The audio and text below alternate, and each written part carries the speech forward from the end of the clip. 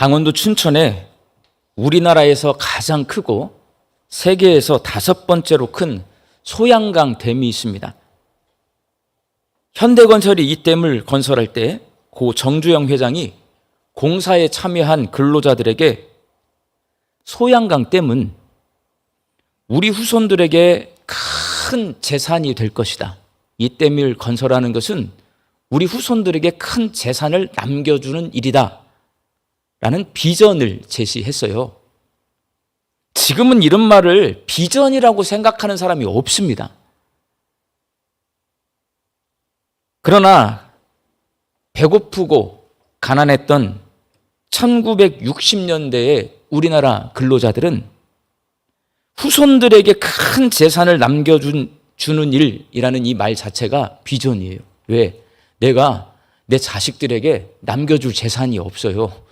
그런데 큰 재산 남겨준다고 하니까 그게 비전이 되는 거예요.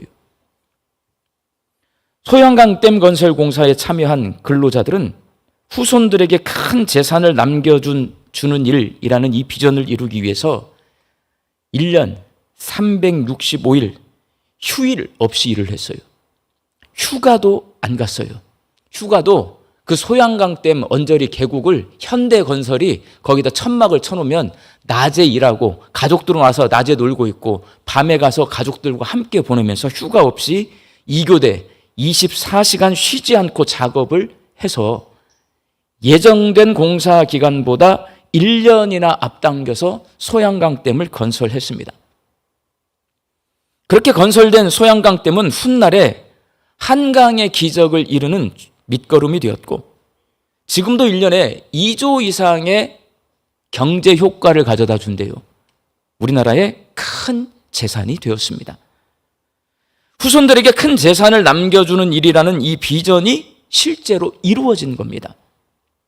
이렇게 비전하면 우리가 상상이라고 생각할 수가 있어요. 그런데 막연한 상상이 아니라 현실에서 이루어지는 목표가 바로 비전이에요. 오늘 본 말씀인 느헤미야서는 하나님께서 느헤미야를 통해 무너진 예루살렘 성벽을 재건함으로써 하나님의 비전을 이루는 남유다의 실제 역사를 기록해 놓은 성경책입니다. 느헤미야가 활동하던 시기는 남유다가 바벨론에게 멸망당한 지 170년이 지난 후예요. 나라가 망한 다음에 170년이 지났어요. 당시 예루살렘 성은 바벨론 군대의 공격으로 불타고 무너진 채로 170년 동안이나 방치되어 있었습니다. 우리나라 6.25 전쟁이 일어난 다음에 다 잿더미가 되었잖아요. 경제계획 5개년 세워서 다 이렇게 세우고 새마을운동 해가지고 다 이렇게 세웠잖아요. 그런 작업이 안 일어나고 170년이 지나간 거예요. 그래서 예루살렘 주민들은 자기가 태어날 때부터 폐허나 다름없는 모습이었던 이 예루살렘 성을 수리하거나 재건할 생각을 하지 못합니다. 그런데 어느 날 갑자기 바벨론 포로 출신인 느헤미야가 나타나서 우리 함께 예루살렘 성벽을 재건합시다 말을 합니다. 재건할까요, 안 할까요? 재건 안 하죠. 동참하고 싶지 않아요. 내가 태어났을 때부터 예루살렘은 이런 모양이었어요. 과거에 찬란했던 예루살렘 성의 아름다운 모습 기억하지 못합니다, 이 사람들. 원래 이 모양이야. 그런데 갑자기 누가 와가지고 성벽을 재건하자 왜 해야 되는데? 그래서 느헤미야는 예루살렘 주민들의 마음을 움직이기 위해서 한 게 뭐냐면 비전을 제시하는 거예요. 비전. 느헤미야 2장 17절 말씀을 함께 읽겠습니다. 예루살렘이 황폐하고 성문이 불탔으니 자 예루살렘 성을 건축하여 다시 수치를 당하지 말자. 여기서 다시 수치를 당하지 말자, 이 말이 느헤미야가 예루살렘 주민들에게 제시한 비전입니다. 예루살렘 성은 하나님이 거하시는 성전이 있는 하나님의 거룩한 성입니다. 시온성이라고 부르죠. 그런데 그 성이 바벨론 군대에게 짓밟히고 허물어졌으니 이는 수치스러운 일이라, 이렇게 딱 말하는 거예요. 여기는 원래 하나님의 성이야. 이 하나님의 성, 우리가 믿는 하나님의 성이 이방인의 군대에 짓밟혀서 이렇게 허물어져 있는 것은 그냥 가만히 두고 볼 일이 아니라 수치스러운 일이다. 그 성을 다시 회복시켜야 된다. 그러니 예루살렘 주민들이 그것을 인정할 수밖에 없어요. 그런 예루살렘 주민들에게 예루살렘 성벽을 재건하는 일이 그 부끄러움에서 벗어나는 일이고 다시는 수치를 당하지 않기 위해 해야 할 일이다 라고 느헤미야가 말하니까 그게 비전으로 들리는 거예요. 그런데 그 느헤미야는 이 비전이 일반적인 비전이 아니라 하나님이 주신 하나님의 비전이라고 말합니다. 느헤미야서 2장 18절 말씀을 함께 읽겠습니다. 또 그들에게 하나님의 선한 손이 나를 도우신 일과 왕이 내게 이른 말씀을 전하였더니 그들의 말이 일어나 건축하자 하고 모두 힘을 내어 이 선한 일을 하려 하매. 페르시아 아닥사스다 왕의 비서실장격인 술관원의 자리까지 오른 느헤미야가 그 자리를 내려놓고 폐허나 다름없는 예루살렘을 찾아와서 성벽을 재건하는 이유는 하나님이 그를 인도하셨기 때문에 그래요. 느헤미야는 하나님의 선한 손이 자기를 어떻게 인도하셨고 어떻게 도와주셔서 페르시아에서 여기 예루살렘까지 왔는지를 간증했습니다. 그렇게 함으로써 예루살렘 성벽을 재건하는 일이 느헤미야의 개인적인 비전이나 아니면 다른 일반적인 비전이 아니라 하나님의 비전이라는 것을 예루살렘 주민들이 알 수 있도록 설득을 했어요. 이 말을 들은 예루살렘 주민들이 하나님의 비전을 이루기 위해서 예루살렘 성벽 재건 공사에 함께 동참하기로 마음을 먹습니다. 비전으로 들린 거예요. 그러니까 그 비전에 참여하기로 결단한 겁니다. 영어인 비전은요, 현재 우리나라에서 비전이라고 하는 말은 마치 한국어처럼 사용하고 있는 말이에요. 영어 사전은 비전을 뭐라고 해석을 해놓냐면 전망, 상상이라고 풀이해 놓았습니다. 그렇지만 실제로 비전은 막연한 전망이나 상상이 아니라 구체적인 계획을 세워서 이루어가는 실제적인 목표입니다. 그러니까 실제적인 거예요. 상상하면 여러분 상상이라고 하는 건 실제가 아니잖아요. 근데 비전은 실제란 말이에요. 비전과 꿈이라는 의미를 가진 드림이라고 하는 영 단어가 서로 비슷하게 사용이 돼요. 근데 차이점이 있습니다. 어떤 거 있냐? 구체적인 계획이 있냐 없냐예요. 꿈은요, 그냥 상상하는 거예요. 나 대통령 되고 싶어. 나 장관 되고 싶어. 꿈이에요. 비전은요, 나 대통령 되고 싶어. 그럼 공부 열심히 합니다. 나 대통령 되고 싶어. 좋은 관계를 맺습니다. 웅변을 배웁니다. 대통령 되고 싶으면 그것을 내가 구체적인 계획을 세워서 대통령이 되는 길로 가면 그게 비전이에요. 나 대통령 되고 싶어. 아무것도 안 해요. 꿈입니다. 드림이에요. 오늘 본문 말씀인 느헤미야 5장에서는 예루살렘 성벽 재건이라는 하나님의 비전을 이루기 위한 구체적인 계획이 기록되어 있습니다. 그렇다면 그 구체적인 계획이 뭘까요? 느헤미야서 5장이 말씀하고 있는 하나님의 비전을 이루기 위한 구체적인 계획, 간단합니다. 이웃사랑이에요, 여러분. 이웃사랑. 갑자기 웬 이웃사랑? 오늘 말씀을 보면 하나님께서 느헤미야를 통해 예루살렘 성벽을 재건하시려는 이유는요, 남유다 백성이 거룩함을 회복하기 위해서예요. 하나님을 닮아서 남유다 백성들이 구별된 삶, 거룩한 삶을 살기를 원하세요. 거룩은 구별되는 것입니다. 하나님이 주인이심을 모르고 자기가 주인 되어서 자기 마음대로 사는 이방 민족과 구별되어서 하나님이 주인이심을 알고 주인이신 하나님 말씀에 순종해 사는 것이 거룩이에요, 여러분.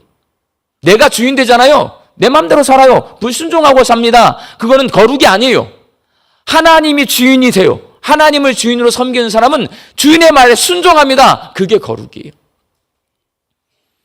예루살렘 성벽과 예루살렘 성과 예루살렘 성전이 무너진 이유는 남유다 백성이 이 거룩함을 잃어버렸기 때문입니다. 그들은 하나님께 제사드리는 예루살렘 성전에 바알과 아세라상을 세워놓고 우상 숭배를 했습니다. 이방인들과 똑같아요. 거룩하지 않아요. 구별되지 않습니다. 고아와 과부와 나그네를 대접하는 하나님 말씀에 불순종하고 사회적 약자들을 돌보지 않고 오히려 그들을 억압하고 학대했습니다. 우상 숭배는 하나님 사랑을 실천하지 않는 것이고 사회적 약자를 돌보지 않고 억압하고 학대한 것은 이웃 사랑을 실천하지 않은 것입니다. 결국 남유다 백성이 하나님 사랑과 이웃 사랑을 실천하는 것, 그것이 이방 민족과 구별되어서 거룩하게 사는 것입니다. 그런데 남유다 백성이 하나님 사랑과 이웃 사랑을 실천하지 않고 이방 민족과 똑같이 살면서 그 거룩함을 잃어버리자 하나님께서 바벨론 군대를 보내서 예루살렘 성, 예루살렘 성벽, 예루살렘 성전을 허물어 버렸어요. 그리고 그로부터 170년이 지난 후 느헤미야를 통해 예루살렘 성벽을 재건하심으로써 다시 남유다 백성이 거룩함을 회복할 수 있도록 하는 것이 하나님의 비전이고, 이 비전을 이루기 위한 구체적인 계획이 뭐냐? 이웃사랑 실천입니다. 느헤미야를 통해 하나님의 비전을 공유한 남유다 백성이 뜨거운 열정을 가지고 예루살렘 성벽 재건 공사를 하고 있는데 한 가지 문제가 생겼습니다. 비전 공유를 했어요. 아, 이게 하나님의 비전이구나. 그러니까 모두가 다 생업을 포기하고 예루살렘 성벽 재건 공사를 하기 시작했어요. 근데 문제가 뭐냐? 오늘 보면 1절 말씀 함께 읽습니다. 그때에 백성들이 그들의 아내와 함께 크게 부르짖어 그들의 형제인 유다 사람들을 원망하는데, 성벽 재건에 참여한 사람들이 아내와 함께 부르짖으며 원망을 늘어놓았습니다. 왜 그러냐? 경제적인 문제 때문에 그래요. 남편들이 예루살렘 성벽 재건 공사에 참여하느라 생업을 내려놓았어요. 가족을 돌보지 못해요. 그러니까 먹고 사는 문제가 대두가 된 겁니다. 이런 상황인데 예루살렘 주민들이 곡식을 사기 위해 어디로 가냐? 바벨론에서 돌아온 사람들이 두 종류가 있어요. 한 부류는 귀족들입니다. 느헤미야처럼 지도층에서 성공한 인생을 산 사람들. 한 종류는 노예로 사는 사람들이에요. 돌아올 때 어떻게 돌아오냐? 귀족들은요, 자기 재산을 다 청산해가지고 가지고 옵니다. 성벽 재건해야 되니까. 부유한 사람들이에요. 노예들은 나오려면 주인에게 돈을 줘야 돼요. 노예로 사는데 나오려면 속량, 대속에 돈을 줘야 되거든요. 그 돈을 느헤미야와 귀족들이 지불하고 노예인 유대인들을 데리고 느헤미야가 돌아오는 거예요. 그 중에 이 귀족들에게 먹을 식량, 양식이 없으니까 예루살렘 주민들이 성벽을 재건하다가 배가 고프니까 돈을 빌립니다. 자기 논밭을 저장 잡혀서 돈을 빌려요. 그런데 그 해에 흉년이 들어요. 여러분 되게 웃기지 않아요? 하나님의 비전을 이루고 성벽을 재건하는데 생업을 포기하고 성벽을 재건하면 우리 생각대로라면 풍년이 들어가지고 일하지 않아도 하나님 앞에서 너무너무 행복하고 즐겁게 성벽을 재건해야 되는데 대흉년이 들어, 기근이 들었어요. 그러니까 돈을 갚을 수 있어요, 없어요? 돈을 갚을 수가 없는 거예요. 먹고 사는 문제가 해결이 안 되는데 또 문제가 있습니다. 페르시아에 식민 통치를 받고 있어요. 그럼 세금 내야 됩니다. 페르시아에 세금을 내야 돼. 근데 내가 먹고 살 것이 없는데 세금 낼 돈이 없어요. 그러다 보니까 이 사람들이요, 집을 팔아야 되고 논을 팔아야 되고 이렇게 해도 안 되니까 어떻게 되냐면 자기 아들을 노예로 팝니다. 그리고 내가 노예가 됩니다. 그런 일이 예루살렘 성벽, 하나님의 비전을 이루는데 일어나고 있는 거예요. 이런 사실을 알고 분노한 느헤미야가 예루살렘 주민들을 모아서 이렇게 말합니다. 오늘 본문 8절 말씀 함께 읽습니다. 그들에게 이르기를 우리는 이방인의 손에 팔린 우리 형제 유다 사람들을 우리의 힘을 다하여 도로 찾았거늘 너희는 너희 형제를 팔고자 하느냐? 더구나 우리의 손에 팔리게 하겠느냐 하매 그들이 잠잠하여 말이 없기로. 야, 우리는 바벨론 포로로 잡혀가서 노예로 살던 사람들을 우리 돈으로 속량시켜서 여기까지 데리고 왔는데 너희들은 동족인 유대인들, 예루살렘 주민들을 노예로 만들어서 이방인들에게 팔아넘기냐? 이게 도대체 말이 되냐? 느헤미야가 혼내고 있는 거예요. 하나님께서 예루살렘 성벽을 재건하게 하신 이유는 남유다 백성이 그런 짓을 하는 이방인과 구별되어서 이웃사랑을 실천하고 거룩함을 회복하도록 하기 위해서예요. 그런데 그 뜨거운 열정을 가지고 예루살렘 성벽을 재건하고 공사에 참여한 남유다 백성들에게서 이런 일이 벌어졌어요. 이방인들과 똑같은 짓을 하는 거예요. 느헤미야가 분노할 수밖에 없습니다. 느헤미야는 예루살렘 주민들에게 이렇게 요청합니다. 동족들에게 이자 받지 마라. 그동안 받은 이자를 돌려줘라. 담보로 잡은 재산을 돌려줘라. 동족을 노예로 삼지 말라라고 그렇게 요청합니다. 그리고 요청으로 끝나지 않아요. 하나님 앞에서 뭐 하냐? 서약식을 해요. 하나님, 내가 이자 받지 않겠습니다. 이자 돌려주겠습니다. 담보물 다 돌려주겠습니다. 절대로 내 동족을 노예로 팔아넘기지 않겠습니다. 하나님, 제가 서약합니다. 이렇게 서약하도록 하는 게 오늘 본문 말씀입니다. 이 모습을 통해 하나님의 비전은 무너진 예루살렘 성벽을 재건하는 것, 건물을 세우는 것이 아니라 하나님의 비전은 무너진 남유다 백성의 거룩함을 회복하는 것이라는 것을 알 수가 있어요. 겉으로 보면 건물, 성벽을 재건하는 것이 하나님의 뜻을 이루고 하나님 기뻐하시는 일처럼 보이지만 건물을 세우고 있는데 이방인과 똑같은 짓을 하니까 느헤미야가 분노한 것처럼 하나님도 분노하고 계신단 말이에요. 그러니까 성벽이 세워지고 안 세워지고는 문제가 아닌 거예요. 뭐가 문제예요? 거룩함을 회복하냐 아니냐, 이방인과 구별된 삶을 사냐 그렇지 못하냐가 문제인 거예요. 그럼 그 구별된 삶을 어떻게 살아내느냐? 이웃사랑을 실천하느냐, 하나님 사랑을 실천하느냐 못하느냐가 구별되는 거고 거룩한 것이란 말이에요. 그게 하나님의 비전, 꿈이란 말이에요. 사랑하는 광주 양림교회 성도 여러분, 하나님은 우리가 세속화, 하나님을 모르는 사람들과 똑같이 사는 것과 구별되어서 거룩하게 살기를 원하십니다. 아멘입니까? 네. 그것이 하나님의 비전이에요, 여러분. 하나님은 그 비전을 이루시기 위해서 성경을 통해 구체적인 계획을 우리에게 말씀해 주셨는데 그 두 가지가 뭐냐면 오늘 우리 집사님 기도하신 대로 하나님 사랑과 이웃 사랑이란 말이에요. 율법이라고 하는 것은요, 우리가 막 어거지로 지키는 게 아니라 하나님의 비전이에요. 하나님의 비전. 하나님이 그것을 지켜 행해서 우리가 하나님을 모르는 사람과 구별되어서 하나님을 닮은 거룩한 삶을 살기를 원하시는 거예요. 하나님 사랑은 여러분 경건한 삶으로 실천할 수가 있습니다. 경건한 삶은 우리가 경건한 삶 하면 떠오르는 게 예배예요. 기도예요, 여러분. 그리고 말씀 묵상이에요. 경건한 삶은 예배를 드림으로, 기도함으로, 말씀을 묵상함으로 살아낼 수가 있습니다.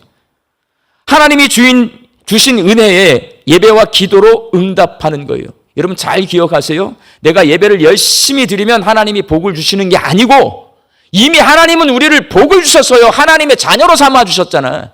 죄인인 우리를 의롭다 칭함받게 해주셨잖아요. 은혜 아니에요. 여기에 내가 감사함으로 응답하는 게 뭐냐면 예배예요. 내가 기도를 열심히 작정하고 하면 하나님이 나에게 복을 주시는 게 아니라 이미 하나님은 내가 하나님과 단절, 죄인은요 하나님과 대화할 수 없어요.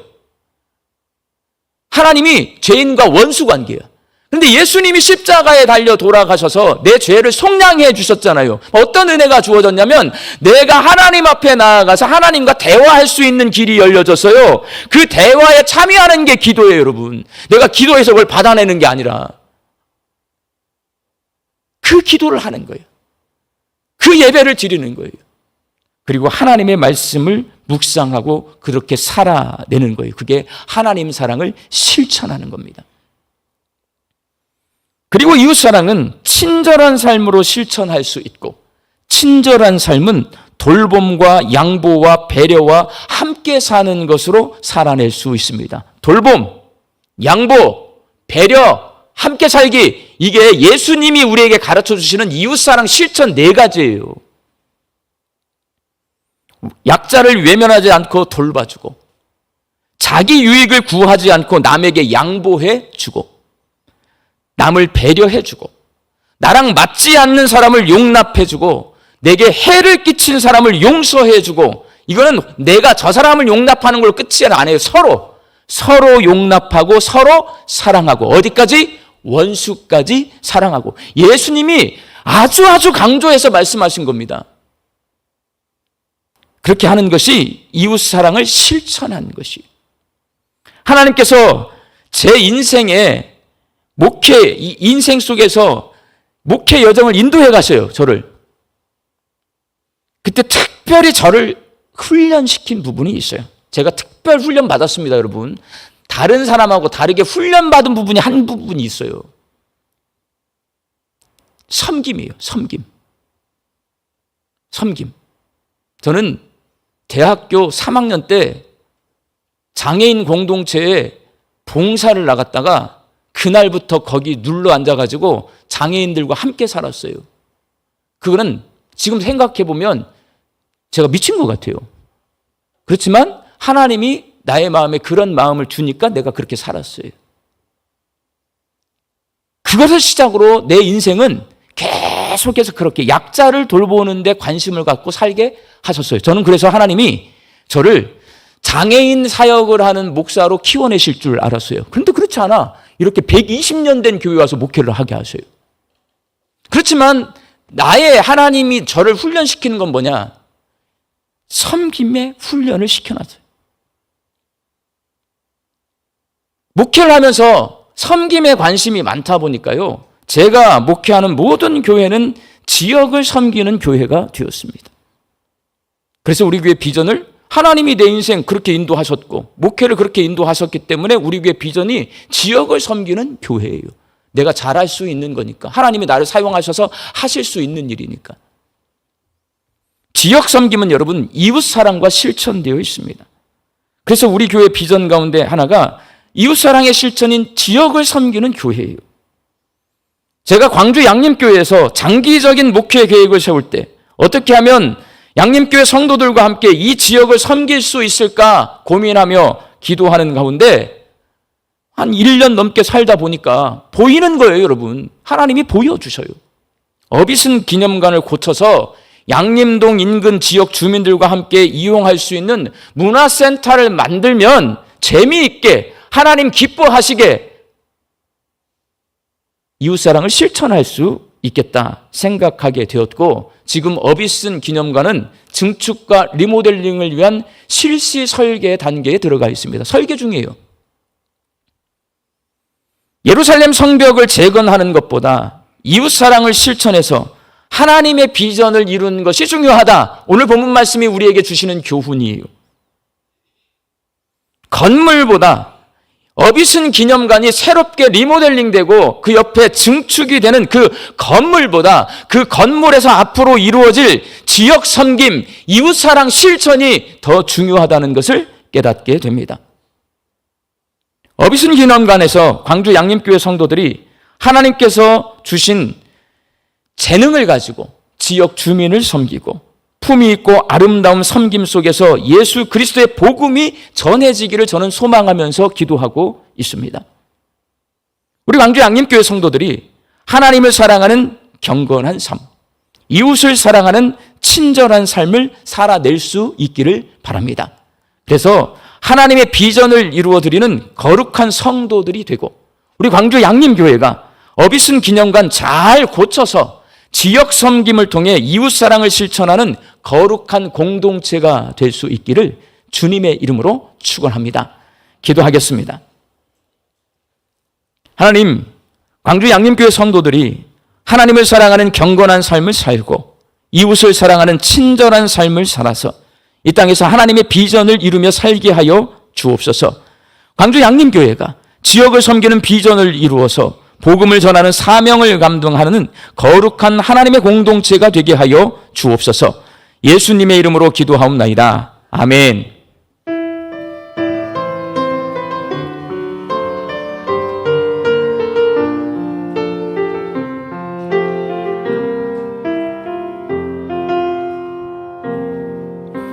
이 세상을 살아가는 동안에 나의 수 없으니 기도하고 낙심하지 말 것은 주께서 참 소망이 되심이라. 하나님의 꿈이 나의 비전이 되고 예수님의 성품이 나의 인격이 되고 성령님의 권능이 나의 능력이 되길 원하고 바라고 기도합니다. 주의 길을 걸어가는 동안에 세상에 거두지할 수 없으니 감사하고 낙심하지 말 것은 주께서 참 기쁨이 되심이라. 하나님의 꿈이 나의 비전이 되고 예수님의 성품이 나의 인격이 되고 성령님의 권능이 나의 능력이 되길 원하고 바라고 기도합니다. 하나님의 꿈이 나의 비전이 되고 예수님의 성품이 나의 인격이 되고 성령님의 권능이 나의 능력이 되길 원하고 바라고 기도합니다. 이제는 우리 주 예수 그리스도의 은혜와 하나님의 사랑하심과 성령님의 교통하심이 이 땅에서 하나님의 비전을 이루며 살기를 소망하는 우리 광주 양림교회 성도들의 머리 위와 일터와 가정 위에 이제로부터 영원히 함께 계시기를 간절히 축원하옵나이다. 아멘.